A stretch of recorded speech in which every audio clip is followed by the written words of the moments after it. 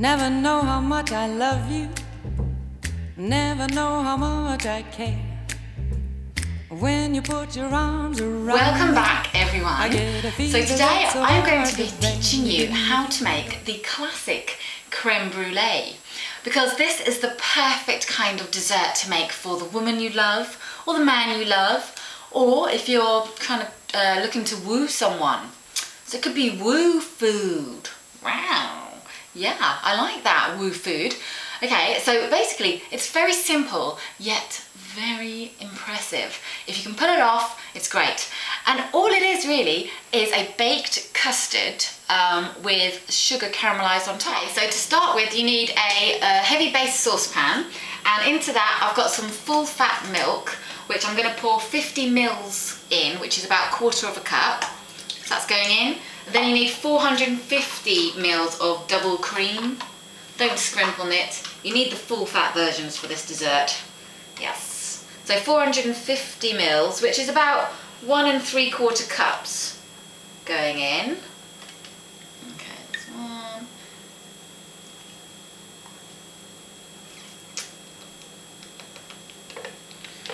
Oh yeah.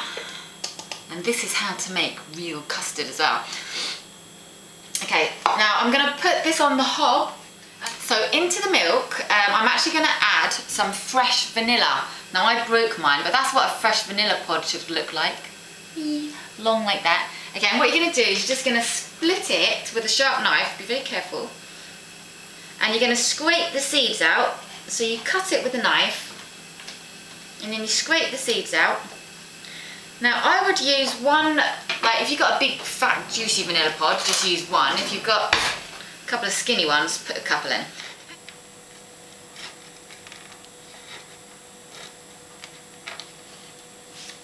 There we go, some vanilla. So I've put the seeds and the vanilla pods in. What you're going to do is you're going to bring it up to the boil, but do not let it boil. So just as you start to see bubbles kind of forming around the edge, then you're going to turn it down so it just simmers. Basically, you don't want to boil it. So you just want to simmer it for a few minutes. And whilst that is heating, I've got you need 5 egg yolks, just the yolks, in a large kind of heat-proof bowl, like that. So I'm just going to put one more in. There's a lot of egg yolks going in. Okay. So 5 egg yolks in there, and now I've got 75 grams of caster sugar, which is about 1/4 of a cup. So that's all going into the egg yolks. Now, whilst the milk is heating, I'm just going to whisk those together.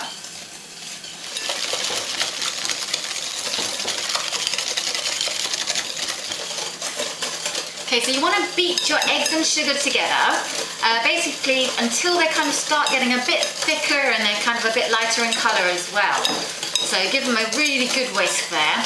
The next step is when your milk is ready, it's warmed, you're going to pour it gently into your egg mixture, like so. Get the warm cream into the egg yolks and just keep stirring for like a couple of minutes so that all the sugar dissolves. It's nice and warm. Now what I'm going to do is I'm going to strain mine just in case there's any lumps or bumps in there, because you don't want that in your creme brulee. So I'm just going to put it through a fine sieve, basically, and well, as fine a sieve as you've got. So literally just put it all through.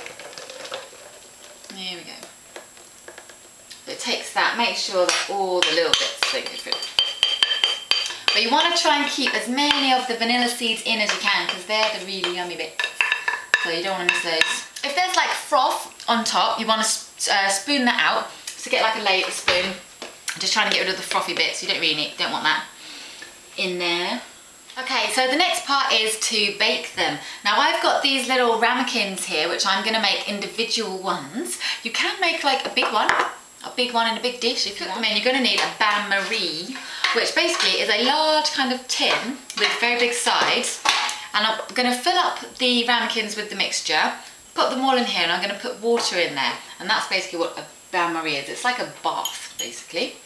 So I'm going to fill each ramekin up to about 2/3 of the way with the mixture. Pop those in there.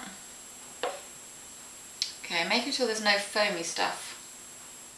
I'm putting a spoon, if you can see, I'm putting a spoon at the nozzle of my jug so that the frothy bits don't go in there. We're going to fill up the bain-marie now. Make sure no water gets in there. Making sure no water gets into the puddings. And fill them up till they're about halfway on the ramekins. So you've got enough water in there so it goes up to halfway. In the bath, in the bain-marie. So you preheat your oven to a really low setting. So mine's on gas mark 2, which is about 150 degrees C. It's okay for it to wobble a bit in the middle. Come out of the bain-marie carefully and leave them to cool, either on a wire rack or something. Because if you keep them in the hot water, then they're just going to keep on cooking and they'll overcook. So you want to take them out and leave them to cool, like so, and they'll all firm up. But if you are worried that they're too wobbly, leave them in the hot water for maybe another 5-10 minutes and it will keep cooking and go further. Got your set creme. I've chilled mine for a bit. What you can do is for the grand finale is basically sprinkle like an even teaspoon of, I'm using golden caster sugar. So you're just going to sprinkle that evenly on top. Oh, gonna get the blowtorch out and have some fun. So I've got my itsy bitsy teeny weeny blowtorch. Okay. Ooh. Now hold on. How do I do this? Ooh, okay. So, all you're going to do is basically keep swirling the heat around on top of it until it goes brown.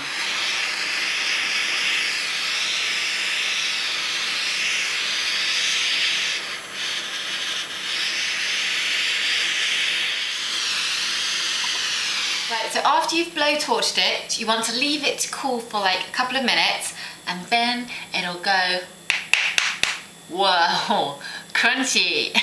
That's what you want. Now basically you can make these up to about 2 hours in advance, because if you leave it any longer than that, the hard caramel on top is just going to go soft, so it won't have that sound. Ooh, so I hope you enjoy, and I hope this really impresses whoever it's meant to, and yeah, let me know how you get on. Now you listen to my story. Here's the point that I have made.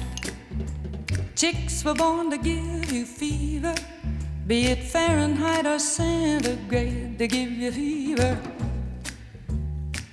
when you kiss them.